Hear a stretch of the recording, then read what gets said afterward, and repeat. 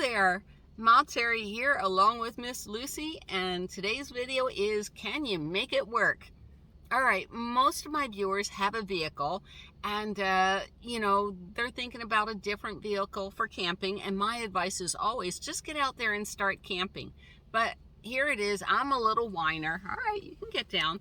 I'm a little whiner, and it's like, well, I want a hybrid one, and I do want a hybrid one. And so I keep going to Toyota's site, and it's like, hey, it'll be a couple of weeks before we have any inventory, a couple of weeks. Not only that, but the prices keep going through the roof to where it's almost getting unaffordable. And now they're also coming out with, in the future, is it's basically a four-wheel drive, an off-road vehicle. That's a Toyota Sienna minivan. And it's like, you know what? You should wait, Terry. It's wise to wait. But this van has so many problems, not real problems, but it does have problems. So what I did this morning is I made a list of all the problems and said to myself, how can I fix these problems? Because I don't want to spend $50,000 for a new van. I'd much rather be happier getting a 3-year-old van, but that means I'd have to hold on to this van for a couple of years. So I wrote down my biggest problems, which is not enough electricity, especially on cloudy days, and not enough electricity. I got to keep so many things charged up, and keeping cool, and I hate humidity. What am I going to do about that? So I wrote down my problems, and let me share with you some of my ideas, all right? So on the internet, I follow Dr. Sunny Lee. And Dr. Sunny Lee and his wife live in a 2017 non-hybrid Toyota Sienna minivan. And he has done a beautiful build out. And he's going around the whole world, him and his wife, in the Toyota Sienna minivan. Wouldn't that be great if we could get a caravan together and do that? I think now he's headed to Europe. Absolutely amazing. I'm so thrilled with him. But anyhow, so irregardless of buying a new minivan and not buying a new minivan, I was going to tear out the passenger seat. Anyhow, that's going to be my new and improved cooking area because I love cooking. And I love cooking, and I only kept it in for the summer so I could drive my sister around, and that's it. That's it. Once the summer's over, that chair's gone. I need my home to be comfortable. I see everybody else working on repairing their home, so, all right. So that's going to be my cooking area. Another thing I'd like to do is I have 2 different sets of batteries. I have Goal Zero, which I'm in love with Goal Zero, and I also have Energy, I-N-E-R-G-Y. All right, so keeping the Goal Zero battery charged is hard to do because I've run a long cable from the back all the way up to my 12 volt. So how can I fix that? How can I change that? And it would be a lot more efficient, according to Goal Zero, is if I could connect my battery to my driving battery, so when I'm driving it'll charge up better. I guess while I'm driving and it's hooked up to 12 volt, it doesn't get a lot of juice, and it would get more juice if it was hooked up to the engine. So go ahead and comment below if I'm understanding them right or wrong. All right, the other thing I could do is I could put a Goal Zero solar panel up on my roof, but then I'd lose my stealth capability, and I don't want to do that. So basically my Goal Zero is connected to, I have to drive. Maybe I'll put a solar panel up there. And that would solve a lot of my electrical problems. What's the point of having a big battery if you can't keep it charged, right? Now, I do have the folding solar panel for the Goal Zero, but that means I have to stay parked in one place while it charges up, and I don't like that idea either. All right, the other thing I could do is I have Energy, and that's my big battery back there that keeps my refrigerator going. The Goal Zeros I mainly use for fans, cell phone, headlamps, little things like that. All right, so the Energy, hold on, I'll be right back. I got another idea. Back to Energy. All right, so if I get the big flex solar battery, what I can do is that takes, believe it or not, even though I forget, is it 1100 watts of solar? It's big. It only takes 3 hours to charge up in direct sunlight. Yay!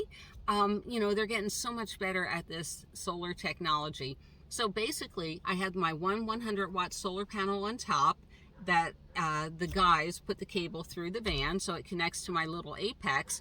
Well, when one's filled up, you know, during the summer, I have 12 hours of sunlight every day. I can charge up both batteries just by switching the cables. So I like that idea of using the one solar panel to charge up both batteries. So I have a lot of flexibility and things that I can do. And I know I'm a big energy hog. All right, so we talked about these 10,000 amp hours Amacool fans, and what I like about them is they have batteries here, and if you run this on low, the fan will run for 50 hours. If you do it on speed number 3, the really fast one, 10 hours. And headlamps. So all of these little things that I have charge up with a USB port. You know, the small little, let me see if I can show you. There it is right there, the little USB things. So what I think I need is a multi-port USB thing, so when I'm driving along, you know, it can charge multiple appliances at once. Or, you know, when I'm draining the battery, I can charge up a bunch of things at once. So that may help a lot on that. All right, so I hate humidity, and that's why I wanted the hybrid. But would a dehumidifier help a little bit? I don't know. What, you know, my sister has a dehumidifier in the basement, and it takes all the dampness out of the air. Do you guys know of anybody doing that in the vehicle? The other thing is I saw this really cool small portable air conditioner. I'm not sure if I really want it, and it was expensive. It was spendy. It won't work all night long, but it may be an option. All right. So the other thing is, all right, now it's winter. I'm up in the mountains. It's 50 degrees. I'm freezing. Well, I'm sleeping in the morning and it's cold. Well, okay. So one of my viewers said what she has on her Sienna is remote start. And so I YouTubed it, how it works. I read on Toyota. I got out the book. Maybe my remote start isn't working, so I do have to call Toyota. And what it would be is I could be in bed and push the button 3 times and my engine automatically come on, and I can have the heater set, so I don't even have to get up from bed. So that would be wonderful, wouldn't it? So yeah, we got to figure out what's up with that. It says it's available in the 2018 Toyota Sienna. You would think it comes with the leather seats. I don't know, but I'll figure it out. Another thing that would be nice is, I've seen a lot of people have this on their vans, is an outside 110 port that would hook up to my batteries. So if my batteries are running low, you just open the little thing, you plug in from the campground, and it would I would cable it to my batteries so I could charge up to my batteries. Do I know how this is done? No, but maybe they'll help me at van build, right?